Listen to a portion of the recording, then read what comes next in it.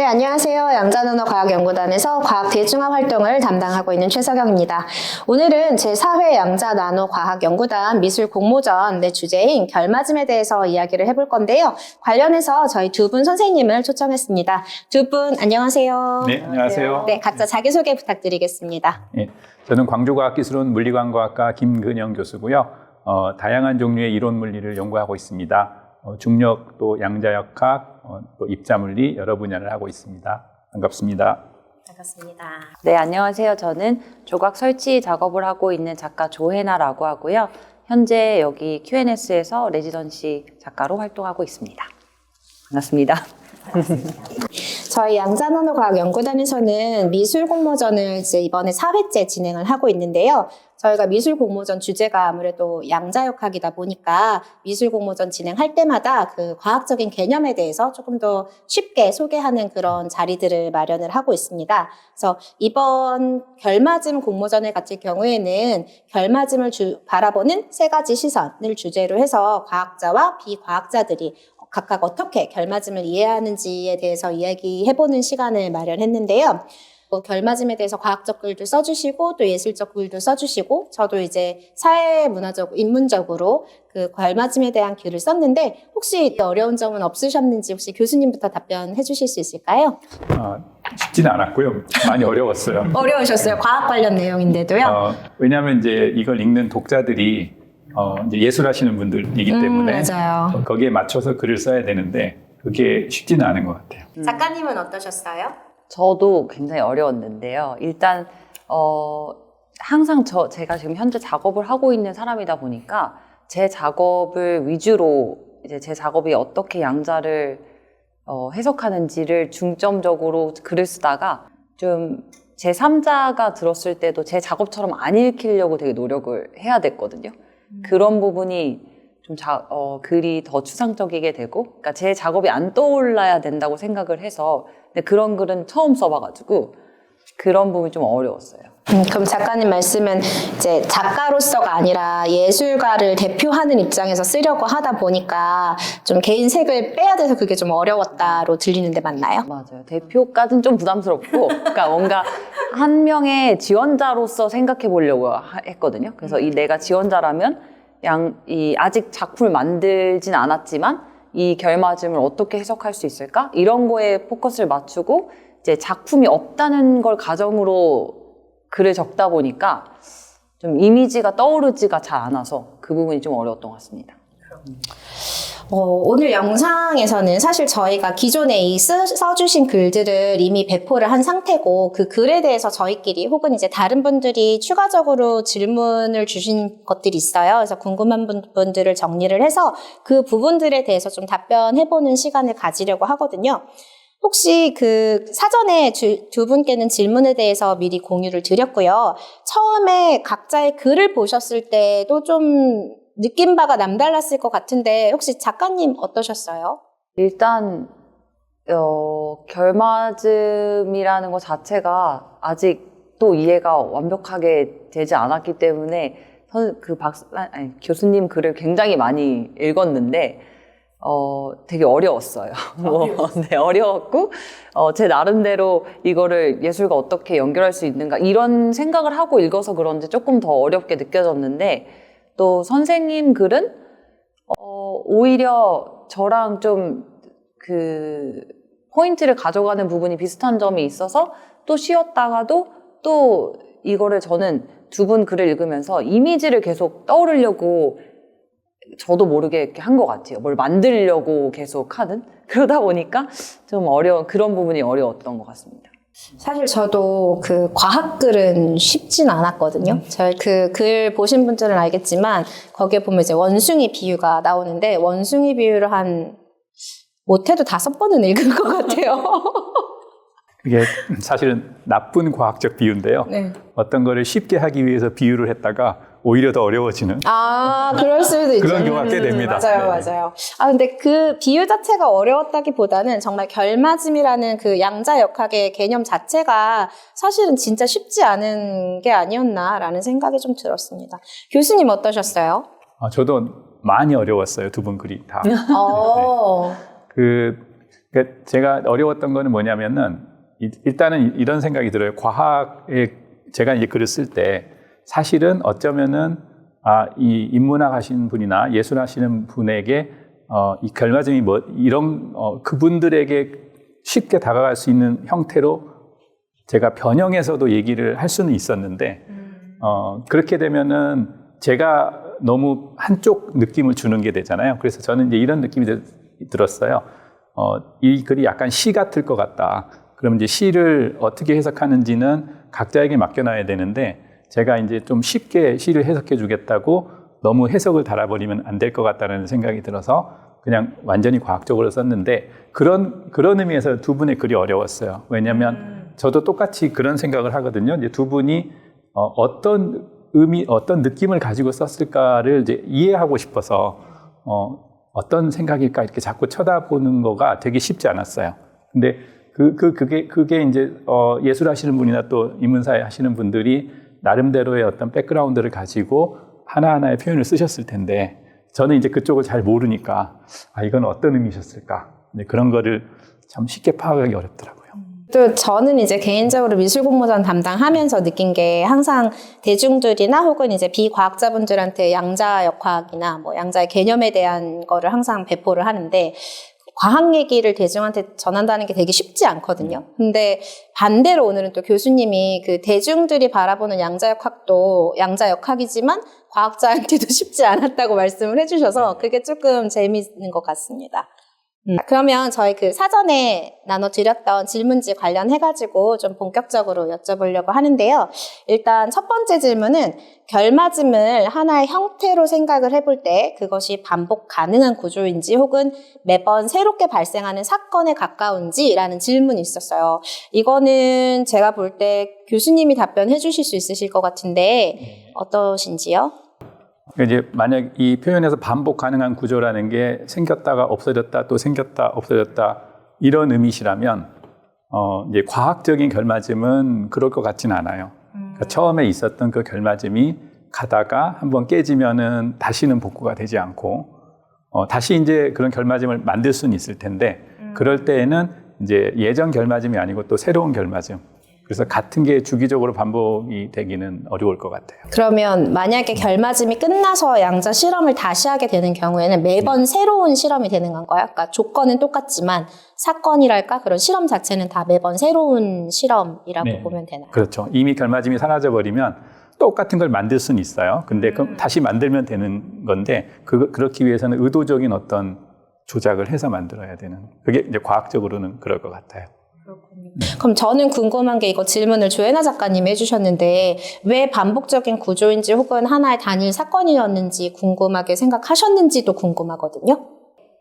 네. 이것도 제가 작업을 어떻게 끌어내면 좋을지 고민을 하던 부분이었는데, 그러니까 무언가 이런 모호한 어떤 추상적인 이미지를 떠올려야 하는지, 아니면 반복할 수 있는 약간 기계적인 이미지를 떠올려야 하는지 이런 거를 상상을 해봤었던 것 같아요. 그래서 만약에 결맞음이라는 거를 작가가 작품으로 표현할 수 있다면 이게 어떤 반복에 가까울까? 아니면 아예 새로운 이미지로 만드는 것에 딱 끝맺음을 주는 게 좋을까?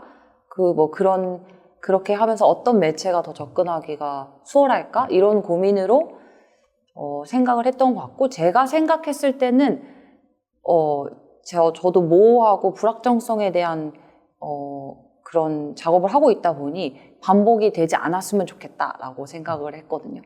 이 확률이 명확하지 않았으면 좋겠다. 왜냐면 그러면 그냥 너무 단순하게 일차원적으로 생각하기에 이미지들이 굉장히 단순한 것의 반복, 단순한 것의 나열 이런 중첩들이 많이 보일 것 같아서 그러면 표현하는 사람한테는 쉽지만 좀 다양성이 부족하진 않을까? 뭐 이런 생각을 했던 것 같아요. 쉽지 않네요. 쉽지 않습니다. 그렇군요. 저는 이거 질문을 보면서 제가 쓴 부분이랑도 조금 일맥상통한다고 느꼈던 게, 저 같을 경우에는 그 사회적 결맞음에서 하나하나의 사건은 분명히 단일화된 사건일 수도 있겠다고 생각해요. 그러니까 예시로는 제가 그래서 그 신분 사회에 대해서 얘기를 했는데, 뭐 신분 사회일 수도 있고, 혹은 이제 인종차별의 문제일 수도 있고, 혹은 뭐 여성인권이라든지 아니면 이제 성소수자라든지 여러 가지 사건들이 단일적으로 하나의 사건으로 볼 수도 있지만 사회적 안에선 그게 또 좀 유기적으로 다 연결돼가지고 진화 혹은 발전해가는 과정이라고도 생각을 했거든요. 그래서 이게 반복 가능한 구조일 수도 있겠다. 사회적인 결맞음은 이게 사건과 동일하게 가겠다라는 생각이 좀 들었는데 어떻게 제가 제대로 이해를 한 게 맞을까요? 이쯤에서 제가 약간 이 주제하고 좀 다른 얘기를 잠깐 하고 싶어요. 네네. 그러니까 이거는 이제 어떤 얘기냐면, 그러니까 과학을 이제 인문학적이나 예술적으로 어떻게 이용할 것인가, 그 부분에 대해서 사실 조금 다른 얘기긴 한데 지루하면 나중에 편집하실 테니까. 이러면 이제 편집하실 테니까까지 다 나가는 거 아시죠? 그 아인슈타인이 상대성 이론을 이제 잘 만들었잖아요. 근데 이게 이제 실화인지 아닌지 모르는데 아인슈타인이 가장 싫어했던 거가 이 상대성 이론을 사회적으로 해석하는 거를 좀 싫어했다 그래요. 그러니까 상대성 이론 하면은 가장 쉽게 떠올릴 수 있는 게 사람마다 다 가치관이 다르고 살아가는 환경이 다르니까 그 사람들 나름대로 세상을 해석하는 방식이 있겠지. 이게 바로 물리에서도 얘기하는 그 상대성 이론의 의미야 라고 하면 제일 와닿잖아요. 네. 근데 사실은 이제 물리에서 말하는 상대성 이론은 그렇게 하기에는 훨씬 더 많은 구조가 있거든요.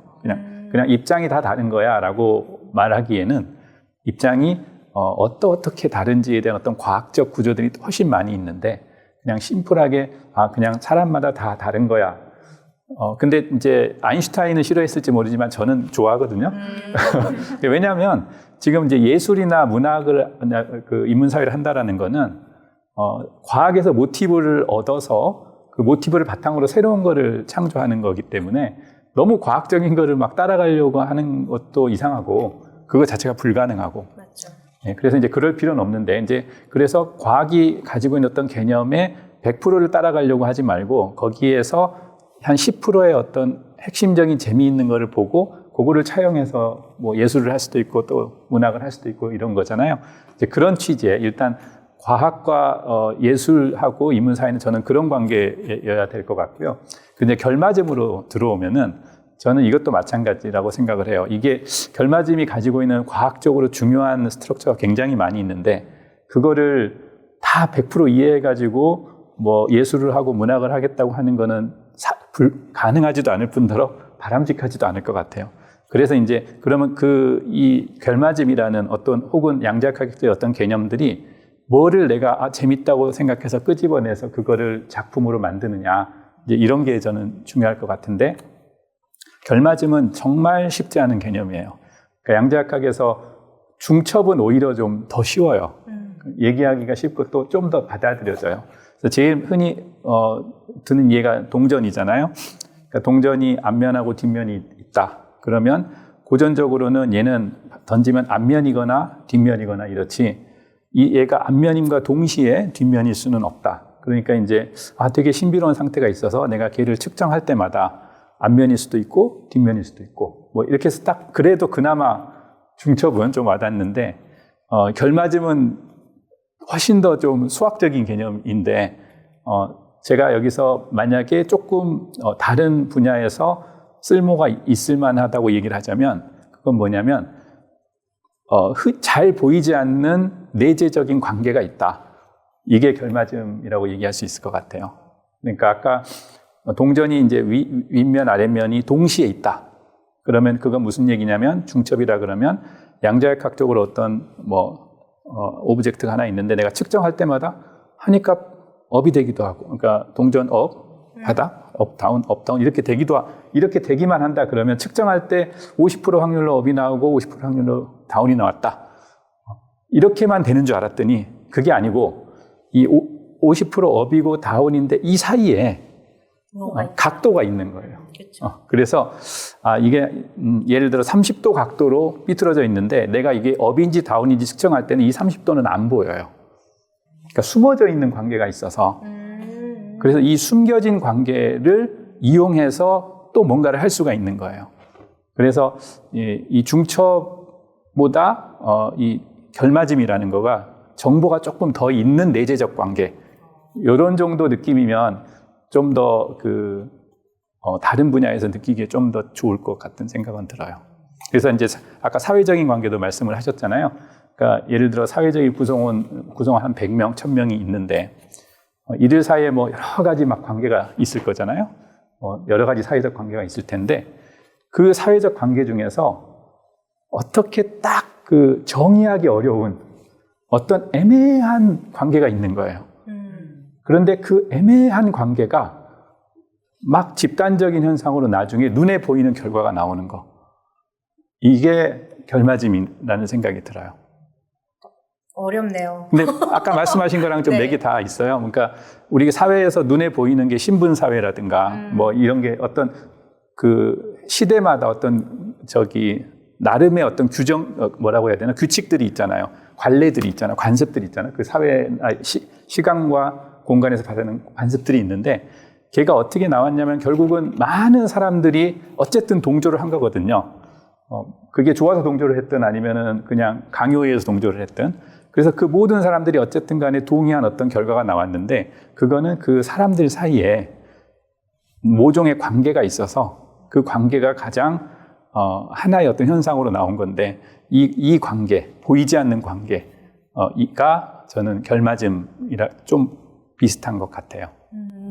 제가 그 교수님 말씀 들으니까 재밌는 일화가 생각이 나는데 사실은 저희도 이제 결맞음을 저도 양자를 공부한 사람이 아니니까 사전에 이제 저희 과학자분들이랑 이렇게 공부를 해요. 그래서 맨 처음에 제가 이해했던 결맞음이 지금 교수님 말씀하신 거랑 좀 유사했거든요. 그러니까 저는 좀 관계적인 걸로 봤어요. 그래서 예시로 들자면 처음 이제 시작하는 연인 관계? 그러니까 그 남자와 여자의 심리 상태라든지 혹은 이 사람들이 이제 지금 짝이 있느냐 없느냐 뭐 연애를 할 수 있는 상황이냐 아니냐 뭐 여러 가지 것들이 이제 결이 맞았을 때 연애라는 게 시작이 되는 거잖아요. 그래서 그런 걸로 이제 결맞음을 생각을 했었거든요. 근데 저 이제 그 얘기 이제 과학자분한테 말씀을 드렸어요. 아마 그때 제가 상담한 과학자분이 교수님이셨으면 재미있는 해석이다라고 해주셨을 것 같은데 그 과학 하시는 분은 뭐라고 하셨냐면 근데 사람이라 함은 과학과는 다르게 아무것도 밖에서 이제 과학은 밖에서 어떤 이펙트나 이게 터치가 없으면 그대로 있어야 되는데 혼자서도 많이 변하기 때문에 그거를 과학적으로 정확하게 이렇게 결맞음이라든지 이렇게 하기는 어렵다. 왜냐하면 과학과는 본질부터 다르기 때문이다. 이렇게 말씀을 주셨거든요. 그래서 이게 약간 과학하시는 분들이랑 일반 비과학자들의 차이가 이런 데서 있구나를 제가 그때 느꼈었는데 오늘 교수님 말씀을 들으니까 그래도 좀 내가 생각한 꼭 과학적으로 100% 일치하지 않더라도 나만의 해석을 준 결맞음이라는 게 의미가 있구나 싶어서 제가 좀 마음이 놓였습니다. 네. 의미가 있을 수 있죠. 네네네. 그리고 해석의 영역으로 가면. 그리고 사실은 저희가 미술 공모전을 하는 것도 이번에 참여하시는 분들이 이렇게 좀 열린 해석? 그리고 이제 본인들만의 색깔을 거기다가 추가를 해서 본인만의 시선과 언어로 결맞음을 좀 소개를 했으면 좋겠다고 생각을 하고 있기 때문에 아마 지금 교수님 말씀으로 좀 다들 좀 움츠러들었던 마음이 좀 풀리지 않았을까라는 생각이 듭니다.